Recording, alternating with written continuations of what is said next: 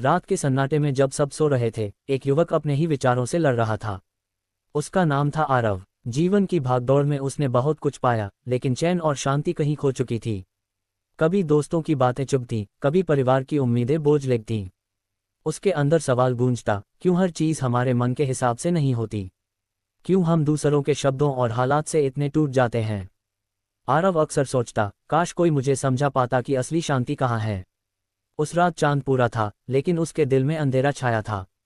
वह सोच रहा था, लोग मेरे बारे में क्या सोचते हैं? क्यों हर समय आलोचना मुझे परेशान कर देती है?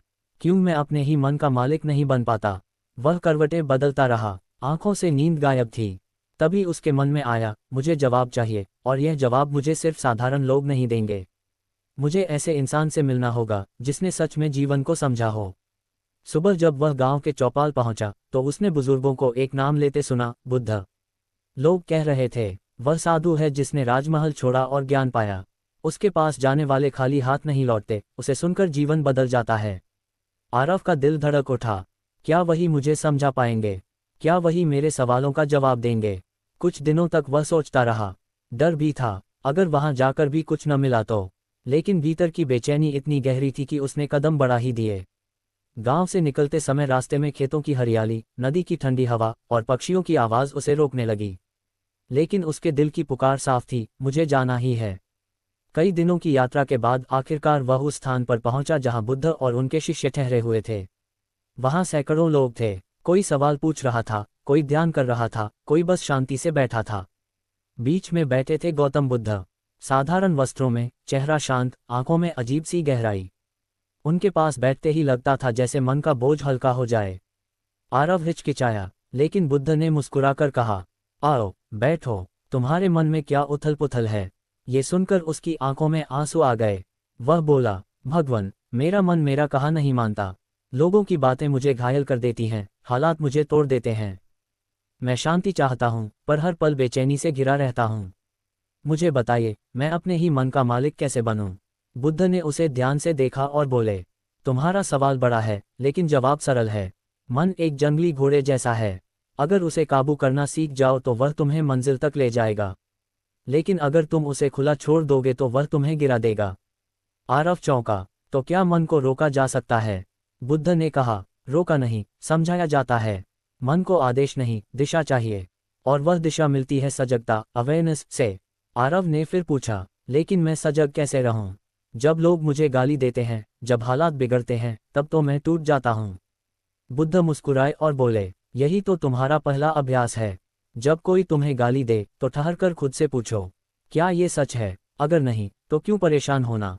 और अगर है, तो ये सीखने का अवसर है। फिर बुद्ध ने एक दृष्टांत सुनाया।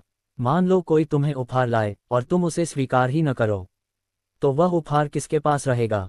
देने वाले के पास। इसी तरह जब कोई तुम्हें अपमान देता है और तुम उसे स्वीकार नहीं करते, तो वह अपमान उसी के पास लौट जाता है।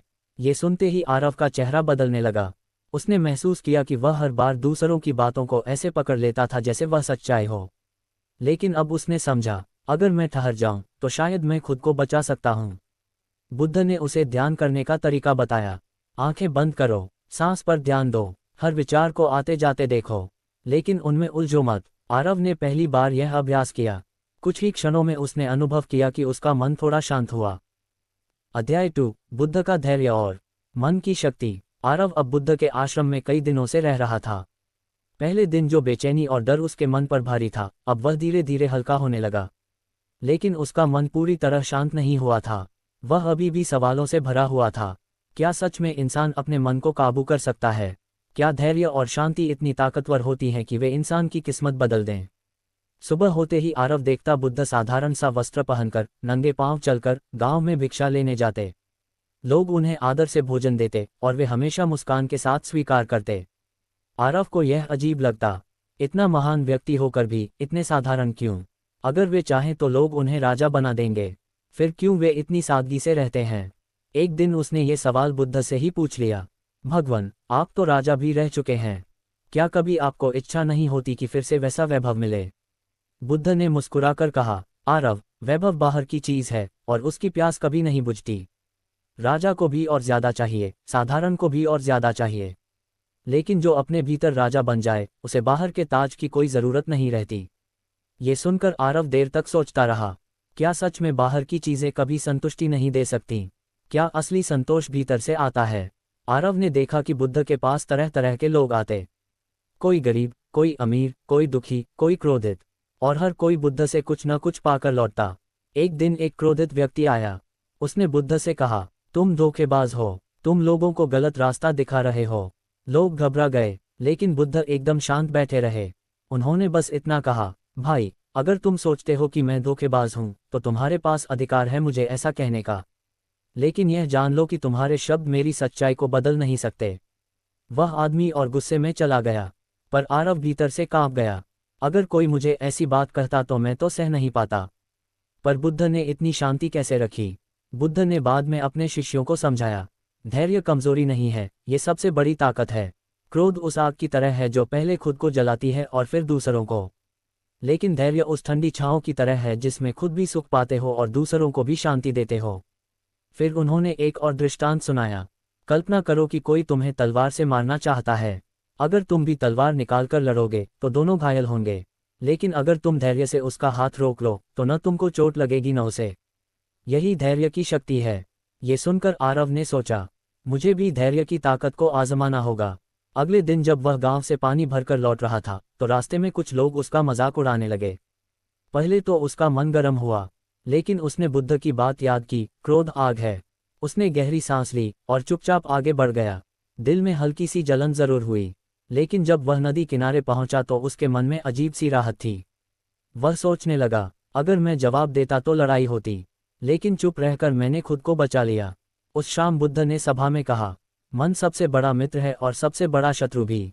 अगर मन तुम्हारे नियंत्रण में है तो तुम संसार को जीत सकते हो, और अगर मन तुम्हें नियंत्रित कर रहा है तो तुम खुद से भी हार जाओगे। उन्होंने आरव को देखा और पूछा, आज तुमने धैर्य का अभ्यास किया? आरव ने शर्माते हुए सिर झुका लिया और बोला, हाँ, और मुझे लगा जैसे मैंने खुद को जीत लिया हो। बुद्ध मुस्कुराए, यही शुरुआत है। मन की शक्ति तभी मिलती है जब हम हर परिस्थिति में सजग और धैर्यवान बने रहें। अब बुद्ध ने उसे ध्यान का दूसरा चरण सिखाया। आंखें बंद करो, अपने विचारों को आते जाते देखो, लेकिन इस बार सांस के साथ साथ भावनाओं को भी देखो। अगर गुस्सा आए तो बस देखो गुस्सा है, अगर दुख आए तो देखो दुख है। आरव ने ये अभ्यास किया। धीरे धीरे उसने महसूस किया कि भावनाएं भी बादलों की तरह हैं, आती हैं और चली जाती हैं, पर मन का आकाश स्थिर रहता है। अध्याय 3, कठिन परीक्षा जब हालात बिगड़े। बुद्ध के आश्रम में कई सप्ताह बिताने के बाद अब आरव को लगने लगा था कि उसने अपने मन पर काबू पाना शुरू कर दिया है।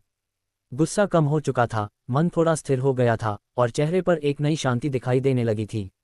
लेकिन जीवन कभी बिना परीक्षा के किसी को आगे नहीं बढ़ाता। जो सीख तुम पाते हो उसे जीवन किसी न किसी तरह परखता जरूर है। एक दिन बुद्ध ने आरव से कहा, अब तुम्हें अपनी सीख को जीवन में आजमाने का समय आ गया है। थोड़े समय के लिए अपने गांव लौटो और देखो कि क्या तुम परिस्थितियों में शांत रह पाते हो। आरव थोड़ा डर गया। गांव, वही लोग, वही बातें, वही ताने। अगर मैं फिर टूट गया तो? लेकिन बुद्ध ने आश्वासन दिया, परीक्षा से मत डरो, अगर तुम गिरोगे भी तो सीख और गहरी होगी। गांव लौटते ही आरव का स्वागत अलग अंदाज में हुआ। कुछ लोग उसे देखकर हंसने लगे। अरे, साधु बनने चला था, क्या अब प्रवचन देगा? किसी ने ताना मारा। काम धंधा छोड़कर ध्यान करने चला गया था, अब लौट आया। ये वही बातें थीं जो पहले उसे भीतर तक तोड़ देती थीं। लेकिन इस बार उसने गहरी सांस ली और चुपचाप मुस्कुरा दिया। घर पहुंचा तो परिवार भी खुश नहीं था। पिता ने गुस्से में कहा, हमने सोचा था तू हमारी इज्जत बढ़ाएगा, पर तू तो भीख मांगने वालों के पास जा बैठा। लोग क्या कहेंगे? माँ की आंखों में आंसू थे। बेटा, तू क्यों हमें छोड़ गया था? आरव का दिल भारी हो गया। वह चुप रहा, लेकिन भीतर से कांप रहा था। क्या मैं सच में गलत हूँ? क्या बुद्ध की राह पर चलकर मैंने अपनों को दुखी कर दिया? कुछ दिनों बाद गांव के चौपाल में बहस छिड़ गई। लोग कहने लगे, आरव अब आलसी हो गया है, काम नहीं करता, ध्यान से क्या पेट भरता है। किसी ने जोर से कहा, बुद्ध जैसे साधु लोगों को भटकाते हैं, और ये लड़का भी बहक गया है। ये सुनकर आरव का खून खौलने लगा। उसका मन चीखना चाहता था, तुम्हें क्या पता बुद्ध क्या है? तुम्हें क्या समझ है शांति की? लेकिन उसी क्षण उसे बुद्ध के शब्द याद आए, क्रोध आग है, धैर्य छांव है। उसने अपनी मुठियां भींच ली और चुपचाप बैठा रहा। दिल में तूफान था, लेकिन चेहरे पर शांति। उस रात अकेले बैठकर वह फूट फूट कर रोया। क्यों लोग समझते नहीं? क्यों मैं हमेशा सबको साबित करने में लगा रहता हूँ? क्या सच में ये रास्ता सही है? उसका मन डगमगाने लगा। उसे लगा जैसे उसकी सारी मेहनत बेकार जा रही हो। अगले ही दिन वह फिर बुद्ध के पास लौट गया। उसने रोते हुए कहा, भगवान, मैं हार गया। लोगों की बातें मुझे अंदर तक जला देती हैं।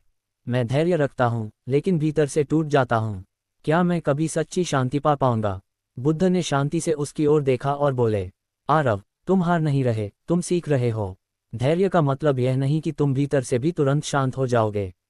धैर्य का मतलब है भीतर का तूफान होते हुए भी बाहर का कदम स्थिर रखना। धीरे धीरे भीतर भी शांति आ जाएगी। बुद्ध ने उसे एक गहरी शिक्षा दी। आरव, याद रखो, अगर तुम खुद को दूसरों के शब्दों से पहचानोगे तो हमेशा दुखी रहोगे।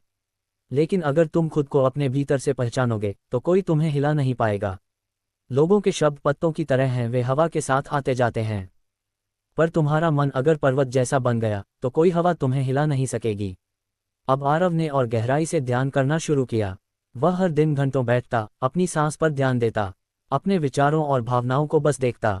धीरे धीरे उसने अनुभव किया कि उसका क्रोध, उसका दुख, उसकी बेचैनी, ये सब लहरों की तरह आती हैं और चली जाती हैं, लेकिन भीतर का सागर हमेशा स्थिर रहता है।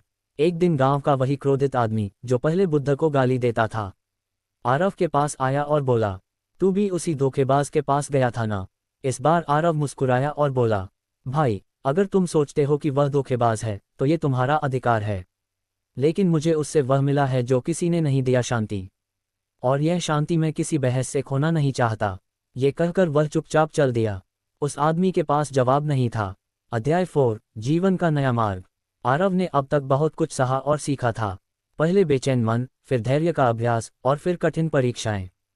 हर बार वह गिरा, टूटा, लेकिन उठकर और मजबूत हो गया। अब वह उस मुकाम पर पहुंच चुका था जहां उसे महसूस होने लगा, जीवन सिर्फ दूसरों को खुश करने का नाम नहीं है। जीवन अपने भीतर की शांति को पहचानने का नाम है। एक सुबह जब सूरज उग रहा था, आरव नदी किनारे ध्यान में बैठा था। हवा में ठंडक थी, पक्षी गा रहे थे और सूरज की किरणें जल पर चमक रही थीं। उसने आंखें बंद की और गहरी सांस ली। कुछ क्षणों में उसने महसूस किया कि उसका मन स्थिर हो गया है। न गुस्सा, न बेचैनी, न डर, बस शांति। उसके होंठों पर मुस्कान आ गई। यही वह शांति है जिसकी मैं तलाश कर रहा था। कुछ दिन बाद आरव फिर बुद्ध के पास पहुंचा। उसने झुककर कहा, भगवान, मैंने बहुत कुछ सीखा है, लेकिन एक सवाल अब भी है, क्या जीवन का असली उद्देश्य सिर्फ खुद को बदलना है या दूसरों के लिए भी कुछ करना चाहिए? बुद्ध ने गंभीर होकर कहा, आरव, जीवन का उद्देश्य सिर्फ खुद को बदलना नहीं, बल्कि अपने परिवर्तन से दूसरों को रोशनी देना है। दीपक अगर केवल अपने लिए जलेगा तो उसका महत्व सीमित होगा, पर अगर वह दूसरों के अंधेरे को भी दूर करे तो वही असली दीपक है। उन्होंने आगे कहा, जब तुम खुद शांत हो जाते हो तो तुम्हारे आसपास का वातावरण भी बदलने लगता है। तुम्हारी ऊर्जा, तुम्हारा आचरण, तुम्हारी मुस्कान, ये सब दूसरों के जीवन में भी शांति भर देते हैं। आरव ने ये बात अपने दिल में उतार ली। अब उसने गांव लौटकर तय किया कि वह सिर्फ अपने लिए नहीं जिएगा, बल्कि दूसरों को भी शांति और धैर्य की राह दिखाएगा। धीरे धीरे वह बच्चों को ध्यान सिखाने लगा। गांव के लोग जो पहले उसका मजाक उड़ाते थे, अब देखने लगे कि उसके चेहरे पर गुस्सा नहीं, बस शांति रहती है। लोग कहने लगे, आरव बदल गया है, पहले ये जल्दी भड़कता था, अब मुस्कुराता रहता है। धीरे धीरे वही लोग उसके पास आने लगे जो कभी उसका मजाक उड़ाते थे। वे कहते, हमें भी सिखाओ कि यह शांति कैसे मिलती है। एक बार गांव में भयंकर सूखा पड़ा। लोग घबराए हुए थे, पानी कम हो गया था। गांव में झगड़े शुरू हो गए, लेकिन आरव ने सबको इकट्ठा किया और कहा, हम अगर लड़ेंगे तो हालात और बिगड़ेंगे, अगर मिलकर काम करेंगे तो समस्या हल हो जाएगी। उसने सबको शांत रहने, धैर्य रखने और मिलकर कुआं खोदने के लिए प्रेरित किया। कुछ ही दिनों में गांव को पानी मिल गया। लोग दंग रह गए। ये वही आरव है जो पहले गुस्से में टूट जाता था, अब ये हमें संभाल रहा है। आरव को अब समझ आ चुका था, शांति केवल ध्यान में बैठने से नहीं आती, बल्कि जीवन की हर परिस्थिति में सजग और धैर्यवान रहने से आती है। असली शक्ति इस बात में है कि जब सब टूट रहे हों, तब भी तुम मजबूत बने रहो और दूसरों को सहारा दो। कुछ समय बाद बुद्ध वहां से आगे बढ़ने लगे। आरव उनके पास गया और बोला, भगवान, आप जा रहे हैं, मुझे डर है कि आपके बिना मैं कमजोर पड़ जाऊंगा। बुद्ध मुस्कुराए और बोले, आरव, मैं कहीं नहीं जा रहा, मैं तो अब तुम्हारे भीतर हूँ। जब भी तुम धैर्य रखोगे, जब भी सजग रहोगे, समझो मैं तुम्हारे साथ हूँ। ये सुनकर आरव की आंखों से आंसू बह निकले, लेकिन यह आंसू दुख के नहीं बल्कि कृतज्ञता के थे। आरव अब गांव का एक साधारण युवक नहीं रहा था, वह लोगों के लिए प्रेरणा बन गया था। उसकी शांति, उसका धैर्य और उसका आचरण ही उसकी पहचान बन गई। लोग अब उसे गुरु कहने लगे, लेकिन वह हमेशा विनम्र रहकर कहता, मैं गुरु नहीं, बस एक साधक हूँ। गुरु तो बुद्ध हैं और मैं तो बस उनका संदेश आगे बढ़ा रहा हूँ। आरव की यात्रा पूरी हो चुकी थी। बेचैन मन से शांति तक, क्रोध से धैर्य तक, हार से जीत तक, उसने समझ लिया था, जीवन बदलना है तो पहले खुद को बदलो। धैर्य और शांति सबसे बड़ी ताकत हैं, और असली उद्देश्य है दूसरों के जीवन में भी रोशनी भरना।